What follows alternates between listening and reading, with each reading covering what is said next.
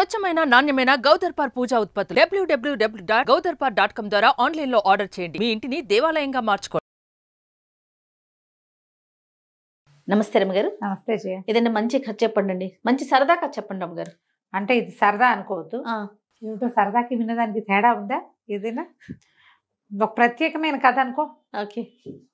మామూలుగా మనం ఏవో కొన్ని చెడ్డ పనులు చేస్తూ ఉంటారు, కొంతమందికి బ్యాడ్ హ్యాబిట్స్ ఉంటాయి, మానేయాలనుకుంటారు కదా, మానేయాలనుకుంటారు. ఏదో ఒక సందర్భంలో మళ్ళీ కెలుస్తూ ఉంటుంది, లోపల పురుగు మసులుతూ ఉంటుంది, మళ్ళీ చేసేస్తారు.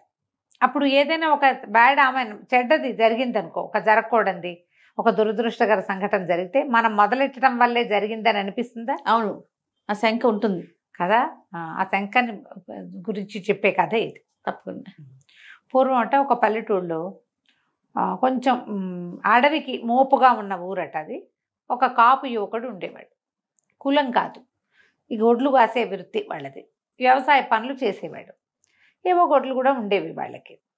క్రమంగా విసుగు పుట్టింది. వీడు భలే సాహసి కుర్రాడు, వాడికి బాణం వేయటం చాలా ఇష్టమట. ఎంత దూరానికైనా వేసేసేవాడు, గురి తప్పేది కాదు. అయితే ఏమైంది, వాడికి ఎన్నాళ్ళు ఈ వ్యవసాయ పనులు చేస్తాం, ఎంతసేపు ఏటేళ్ళకాలం పని చేస్తూనే ఉండాలి కదా, మనకి బోళ్ళంతా విలువిద్యొచ్చు, ఏదైనా 2 జంతువులను కొడితే రోజు గడిచిపోతుంది. అలా అనిపించి అడవిలో లేళ్ళని, దుప్పుల్ని, కుందేళ్ళని వేటాడుతూ ఉండేవాడు. వాడి భార్యకి అంత పెద్ద నచ్చేది కాదుట ఈ పని చేయటం.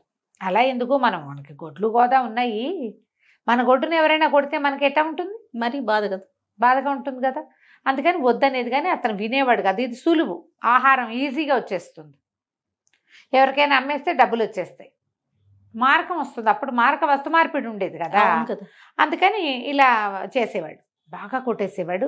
ఎవరికైనా ఏదైనా ఒరే దుప్పి కావాలరా, రేపు మా ఇంట్లో భోజనాలు ఉంటే మధ్యాహ్నం వెళ్ళి పట్టుకొచ్చేసేవాడు. బాగా చేయగలిగేవాడు.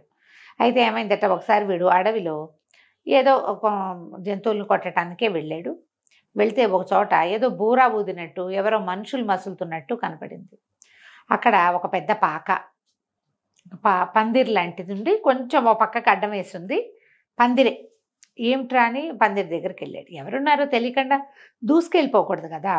సరే, యువతలే నుంచి చూస్తే 3 పొట్టి వాళ్ళు కనిపించారట, మరుగుజ్జులు, పొడుగాటి అంగీలు, కుచ్చుట్టు తలపాగాలు పెట్టుకుని ఏమిటో చేస్తున్నారు. వాళ్ళు ఏం చేస్తున్నారు, ఒకడేమో పొయ్యి ఎగసని తోస్తున్నాడు, పొయ్యి వెలిగించింది, పొయ్యి పైకి పుల్లలు తోస్తున్నాడు. రెండో వాడు ఒక పాత్రలో, ఒక పెద్ద పాత్ర ఉంది, దాని మీద పాలు పోస్తున్నాడు. మూడో వాడు ఆ పాలను ఏదో ఇట్ట కళ్ళి తిప్పుతున్నాడు. కళ్ళి తిప్పుతుంటే చూస్తున్నాడు, ఏదో చేస్తున్నారు వీళ్ళని తెలిసింది. ఆ పాలు అవి కాగి ఇంకా అందులో ఏమిటేమిటో వేస్తున్నారు, తీపి వాసన వస్తుంది. వీళ్ళు ఏదో తీయటి వంటకం చేస్తున్నారు. కాకపోతే రాక్షసుల పట్ల ఎలాంటి భయాలు ఉంటాయో, మరుగుజ్జు వాళ్ళ పట్ల కూడా ఆ ప్రాంతంలో భయాలు ఉండేవి. వాళ్ళకి మాయమంత్రాలు వచ్చని, ఏదో ఓం బింబిషని మాయం చేస్తారని అలాంటి భయాలు ఉండేవి. దాంతో వాడి దగ్గరికి వెళ్ళాల, తను వాళ్ళకి కనపడకుండా ఉన్నానని కూడా భావించాడు. ఓకే. ఒక చెట్టుకి బాగా చాటు చేసుకుని ఇట్లా మొహం మాత్రం బయట పెట్టుకుని చూసుకుంటున్నాడు. సగం మొహం పెట్టాడు బయట. వంటకం ఏదో అయిపోయింది. అయిపోయాక ఆ పొట్టి వాళ్ళలో ఒకడు ఒక బూరా తీసి ఊదాడు. పీ అని ఊదంగానే ఎన్ని పశువులు అన్నట, ఎన్ని గొడ్లో ఆవులు, గేదెలు అన్నీ వచ్చేసి వాకిట్లో నుంచింది. ఆ బూరా వల్ల వచ్చినాయని తెలిసింది. సరే, వాళ్ళు ఏం చేశారు, ఈ బూరా పక్కకు పెట్టి, ఏ అబ్బాయి ఇట్రా నువ్వు అని పిలిచారు. పిలిచేసరికి ఆశ్చర్యపడి, పేరు పెట్టి పిలిచేసరికి ఏదో రాముడు వాడి పేరు. సరే, నా పేరు ఎట్లా తెలుసు వీళ్ళకి అని ఆశ్చర్యపోయాడు. తర్వాత వాళ్ళు ఏం చేశారు, 3 పదార్థాలు 3 బౌల్స్లో ఉన్నవి చూపించారు. రారా అబ్బాయి, దా ఇక్కడ కూర్చో, మాతో పాటు కూర్చో అని చెప్పి 3 బౌల్స్ చూపించి, ఈ దీంట్లో 3 నీకు ఏది కావాలో తీసుకుని తాగమన్నారు. 3 3 పదార్థాలు చేసి పెట్టారు వాళ్ళు. ఇటు బాగా అటు ఇటు చూసి ఆలోచించి దూరం నుంచి చూస్తున్నాడు. వాళ్ళు ఏమేం చేశారో తెలియలే, కానీ పాలు పోసింది మాత్రం వాడు చూశాడు. ఆ పాలతో చేసిన దానిలాగా కనపడుతున్న తెల్లటి పదార్థం ఎత్తుకుని తాగాడు. తాగానే చప్పట్లు కొట్టారు వాళ్ళు. భలే సెలెక్ట్ చేసావురా, నీకు కావాల్సిందే చేసావు, సరే బాగుంది అని చెప్పి ఏం చేశారు, అందులో ఒక వెండి బూరా తీసి చేతులు పెట్టారు. ఈ బూరా ఉంచుకో, ఈ బూరా ఊదటం చాలా సులువు, నువ్వు ఈ బూరా ఉంచుకుని ఇలాంటి బూరాలు ఎన్నైనా తయారు చేసి నీ చుట్టుపక్కల వాళ్ళకు కూడా ఇవ్వచ్చు. ఈ బూరా ఊదితే ఎక్కడెక్కడ పశువులు వచ్చేస్తాయి, బయట ఎక్కడ పశువులను వదిలిపెట్టావు, నువ్వేం చేయక్కర్లే, మీ ఇంట్లో కూర్చోవచ్చు, వాటిని తోలక్కర్లా, నువ్వు ఊతే అవి వచ్చేస్తాయి ఎక్కడున్నా సరే అని చెప్పారు.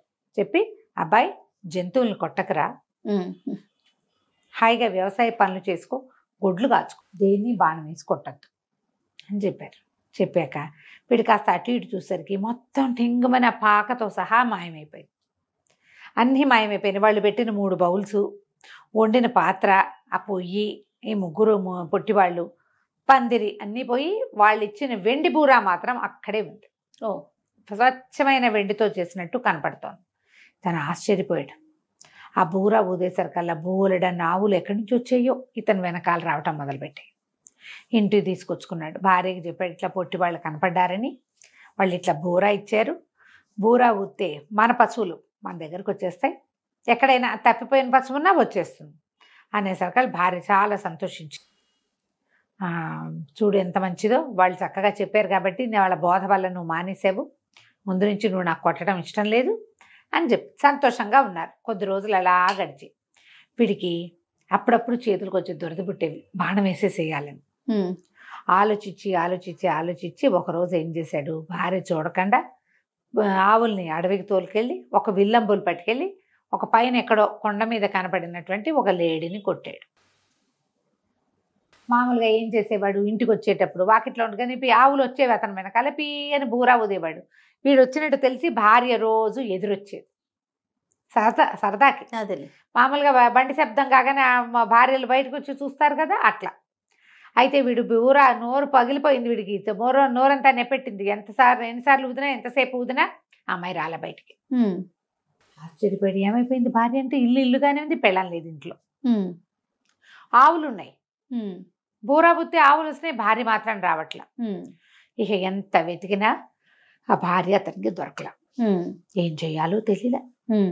అయితే ఏమైంది, కొద్ది రోజులు గడిచే దీనంగా ఉన్నాడు. ఇంట్లో ఏదో అన్నం వండుకుంటున్నాడు, ఈ ఆవులు గివులు ఉన్నాయి కదా, మరి వ్యవసాయం చేసుకుంటున్నాడు, ఆవులను తోలుకెళ్ళేవాడు, తీసుకొచ్చేవాడు, ఒక దిగాలుగా అయిపోయాడు భార్య లేకపోయేసరికి. కొద్ది రోజులు గడిచేసరికల్లా ఇతని తాలూకు స్నేహితుడు ఒకడు ఎక్కడో ఒక చోట ఎదురుపడ్డాడు. అన్న మొన్న భలే ఘటన జరిగిందన్న, ఫలానా రోజు ఏం జరిగిందంటే, నేను ఆవులు తోలుకొస్తున్నాను, మరి కొండ మీద ఒక లేడీ కనపడిందన్న, ఎంత అందంగా ఉందో, ఇంత కళ్ళు, భలే బాగుంది, దూరం నుంచి ఎవడో వేటగాడు ఆ లేడీని కొట్టాడన్నా, నేను చూస్తుండగానే లేడీ మాయమైపోయిందన్నా అని చెప్పాడు. చెప్పేసరికల్లా వీడికి ఏమనిపించింది, అది ఏ రోజు జరిగింది, తను లేడీని కొట్టిన రోజు.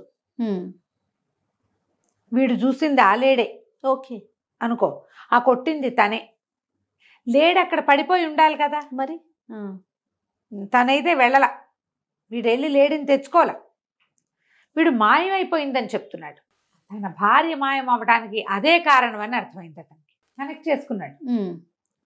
అట్లా దిగాలుగా ఉండేవాడు, ఏం చేయాలో తెలిసేది కాదు. అయితే ఏమైంది, మళ్ళీ ఒకరోజు ఇట్లా రోజు అడవికి వెళ్ళి వచ్చేవాడు. భార్య ఎక్కడైనా కనపడుతుందేమో అని వెతికేవాడు, ఆ పొట్టివాళ్ళు కనపడతారేమోనని వెతుక్కుంటూ ఉండేవాడు. ఒకనాడు మళ్ళీ ఆ 3 పొట్టివాళ్ళు అతనికి పాయసం చేస్తూ కనపడ్డారు. దగ్గరికి వెళ్ళేసరికి మాయమైపోయారు.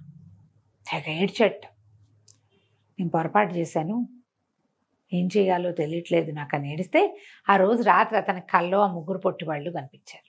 ఓకే, కనిపించి, నీకు బూరా ఇచ్చాం, ఎన్ని పశువులనైనా పిలుచుకోవచ్చు, మీకు ఆవుల్ని మీ ఇంట్లో ఉంచుకొని నువ్వు మళ్ళీ కొండ మీదకి వెళ్ళి ఊదేమంటే ఇంకా కొన్ని ఆవులు నీ దగ్గరకు వచ్చాయి. ఎంత సంపద, మరి ఎంత పాజిటివ్ సంపద. నువ్వు లేడీని కొట్టడం వల్లే నీ భార్య మాయమైపోయింది. నువ్వు బుద్ధిగా ఉన్నావా, ఏడాది తిరిగేసరికి నీ భార్య నీ ఇంటికి వచ్చేస్తుంది. మళ్ళీ బాణం తీయకూడదు, అప్పుడు నీ భార్య నీ ఇంటికి వస్తుంది. దుఃఖించుకో, నువ్వు చేసిన తప్పుకు పరిహారం ఉండాలిగా. ఆ పరిహారం కోసమే సంవత్సరం పాటు భార్యా వియోగం. నీకు నువ్వు కొట్టావు ఒక లేడీని, అది ఒక పెద్ద మొగలేడికి భార్య, వాడు పోగొట్టుకున్నాడు కదా, వాడు మళ్ళీ జతకట్టేదాకా నీ భార్య నీకు రాదు. బాగుంది అనేసరికి ఆ దుఃఖం మానుకుని అప్పటి నుంచి అలా నిదానంగా ఉంటాం మొదలెట్టాడు. మర్నాడు లేచి తన విల్లు అంబులు ఉన్నాయి కదా, అవన్నీ వెదురుకర్రలతోటే కదా చేసుకునే వాళ్ళు, పల్లెటూరు వాళ్ళు, అవి 2 విరిచి పొయ్యిలో పెట్టాడు. ఇంకెప్పుడు నేను విల్లంబులు ముట్టుకోను, నా భార్య నా దగ్గరకు వస్తే చాలండి. సంవత్సరం తిరిగాక అమ్మాయి కొండ మీద నుంచి నడిచొచ్చింది. అమ్మాయికి అది ఒక రోజు అని తెలియదు, ఒక సంవత్సరం అని తెలియదు, ఒక రోజు అనుకుంటోంది. మిస్ ఏడాది పాటు తను ఎక్కడో ఉన్నానని తెలియదు. ఆ పూటే చూశాను భర్తను అనుకుంటుంది. పొద్దున వెళ్ళాడు, సాయంత్రం వచ్చాడు, అంతే. కథ కంచికి మనం ఇంటికి. బాగుంది రమ్మగారు. నమస్తే. నమస్తే జయ. సుమన్ టీవీలో మీ పర్సనల్ అండ్ బిజినెస్ ప్రమోషన్స్ కోసం కింది నెంబర్కి కాంటాక్ట్ చేయండి.